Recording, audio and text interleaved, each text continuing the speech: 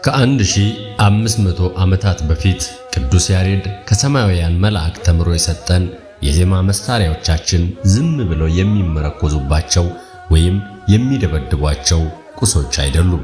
እያንዳንዳቸው ድምጽ ባላቸው ድምጽ ባወጡ ቁጥር ወንጌልንና ትልቅ መልእክትን ይዘውልን ያስተላልፉልናል።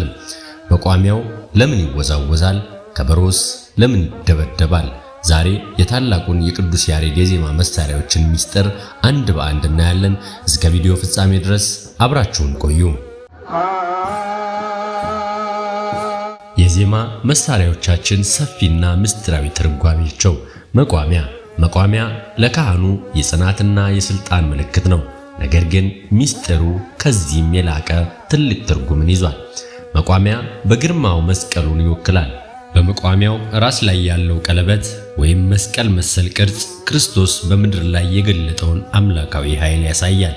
መቋሚያ በሁለት እጅ ተይዞ ወደፊትና ወደ ኋላ ሲወዛወዝ ጌታችን በዕለተ ዓርብ ሂድ ና እየተባለ ከአይሁድ አደባባይ ወደ ጲላጦስ ከጲላጦስ ወደ ሄሮድስ ሲመላለስ የነበረውን ስቃይ መከራና እንግልትን ያስታውሰናል።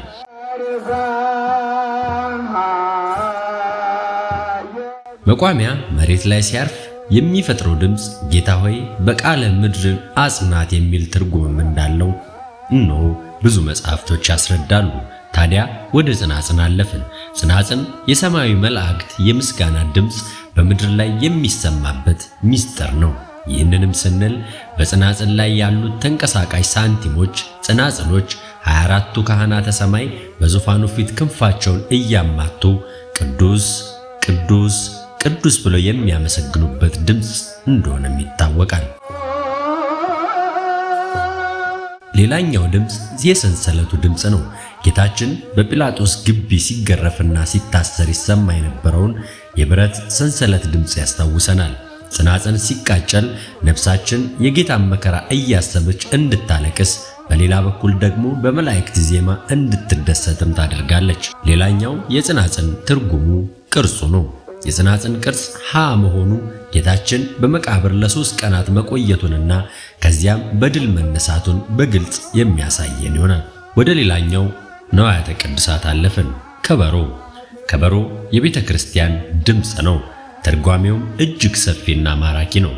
ከበሮ በሁለት በኩል መሸፈኑ የክርስቶስን ሁለት ባህሪያት አምላክነትና ሰውነቱን አንድ መሆኑን ያሳየናል። የመጀመሪያው ትርጉም የመቃብርና የማኅፀን ምስጢር ይዟል። ሰፊው ጎን ጌታችን የተቀበረበትን ሰፊ መቃብር ሲወክል፣ ጠባቡ ጎን ደግሞ ጌታችን በጠባብ ደረት በድንግል ማርያም ማኅፀን ማደሩን ይገልጻል። ከበሮ በሰው እጅ ሲመታ ሲደበደብ ጌታችን በጭካኔ የተገረፈበትንና የተደበደበበትን ድምፅም ያስታውሰናል።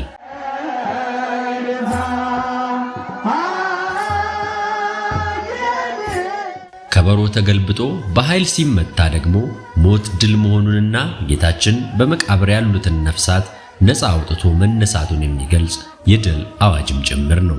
ሌላው የዜማው እንቅስቃሴ ወይም ወረብ ነው። በቤተ ክርስቲያን ካህናት ሲወርዱና ሲወጡ በተለይ በቆመ ማህሌት የሚታየው እንቅስቃሴ ዝም ብሎ ጭፈራ ወይም ሞቅታ እንዳልሆነ ብዙዎች ያውቃሉ። ካህናቱ በአንድ ላይ ወደፊት ሲራመዱ ሁላችንም ወደ ሰማያዊ ኢየሩሳሌም እየተጓዝን መሆኑን ያመለክታል። ወደ ኋላ ሲመለሱና ሲያፈገፍጉ ደግሞ ሰው ከምድር ተፈጥሯልና ወደ ምድር ይመለሳል የሚል የትህትና ትምህርትን ይሰጠናል። እንግዲህ ተመልካቾቻችን በቤተ ክርስቲያን የምናያቸው መሳሪያዎች ሁሉ በስተጀርባቸው ታላቅ የወንጌል ትምህርትን ይዘዋል። ከበሮ የትንሣኤውን ድል፣ ጽናጽኑ የመላእክቱን ምስጋና፣ መቋሚያው ደግሞ የጌታን መከራ ይሰብካሉ፣ ያስተምራሉ። ይህንን ምስጢር አውቀን ስናመሰግን ዜማችን ወደ ፈጣሪ ወደ አምላካችን ኢየሱስ ክርስቶስ ወደ ሰማይ ያደርግልናል። ውድ ተመልካቾቻችን በቤተ ክርስቲያናችን የምናየው ከበሮ ዝም ብሎ የሚመታ የሙዚቃ መሳሪያ ሳይሆን የጌታችንን መከራ ሞትና ትንሣኤ የሚሰብክ የታሪክ መጽሐፍ ነው። ያየነው ምስጢር ይህንን ይመስላል። ሰፊው ጎን መቃብሩን፣ ጠባቡ ጎን ደግሞ ድንግል ማርያም የሚወክል በሰው እጅ ሲመታ መገረፉን፣ ተገልብጦ ሲመታ ደግሞ ትንሣኤውን ያበስራል። ይህንን ታላቅ ምስጢር አውቀን ስናመሰግን ምስጋናችን ፍሬ ይኖረዋል። እናንተስ ስለዚህ ምስጢር ምን ትላላችሁ? ከዚህ በፊት የምታውቁት ሌላ ትርጉም ካለ ኮሜንት ላይ አካፍሉን። ቪዲዮውን ለሌሎች እንዲደርስ ላይክ እና ሼር ማድረጋችሁን አትርሱ።